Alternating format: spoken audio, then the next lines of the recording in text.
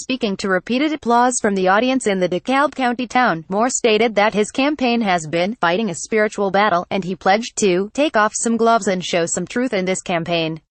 Moore sought to highlight the major policy differences between his own platform and that of his far-left opponent, Doug Jones. "Between me and my opponent, there are vast differences which the people of the state need to know," Moore stated. "I voted for Donald Trump. I voted for Jeff Sessions.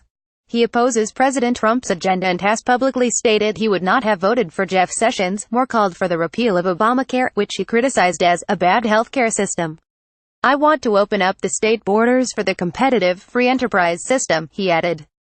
When it comes to the hot-button issue of illegal immigration, Moore said that he supports the RAISE Act, also known as the Reforming American Immigration for Strong Employment Bill, which was introduced this year by Sens. Tom Cotton RAR and David Perdue RGA. Moore said the bill would reduce the number of people coming into our country. He warned that Jones would not only fail to vote for that, he would continue the liberal immigration policy that we have. The Republican senatorial candidate strongly opposes abortion. He said that he would work to prevent government funding for Planned Parenthood and to overturn Roe v. Wade. Moore took strong issue with liberal judges who put themselves above the Constitution they are sworn to uphold, advocated that such judges should be impeached and removed. "When they are above the Constitution they are sworn to uphold, they are violating the rule of law," he exclaimed. Moore spotlighted his military background, which includes serving as a commander in Vietnam and graduation from the United States Military Academy. "I know the military. I've got one son in West Point, another in the military now. I think I know how to strengthen the military. And it isn't by transgender troops and opposing President Trump's ban on transgender troops in the military." Every seat inside the Henniger Event Center was taken, with an overflow crowd spilling outside the main entrance. Toward the end of his nearly 30-minute speech, Moore briefly alluded to the accusations of UAL assault and seeking inappropriate relationships with teenagers that have rocked his campaign. Moore has strongly denied the allegations. A series of Breitbart news articles have raised significant questions about his accusers.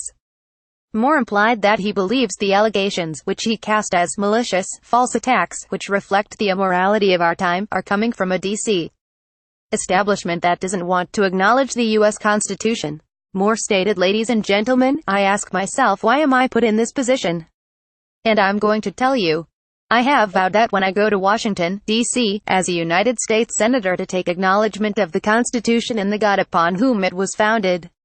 They don't want to hear it. Politicians today are not out to serve. I'm not saying all. There are some good ones. But many of them are confused about the rule of law. They are confused about the Constitution.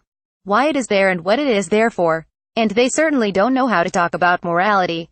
He continued, "But I am going to take off some gloves and show some truth in this campaign. I am a fighter. That is what I did all my life. Now I am having to fight a spiritual battle."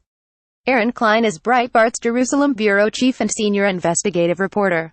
He is a New York Times best-selling author and hosts the popular weekend talk radio program, Aaron Klein Investigative Radio. Follow him on Twitter at Aaron Klein Show. Follow him on Facebook.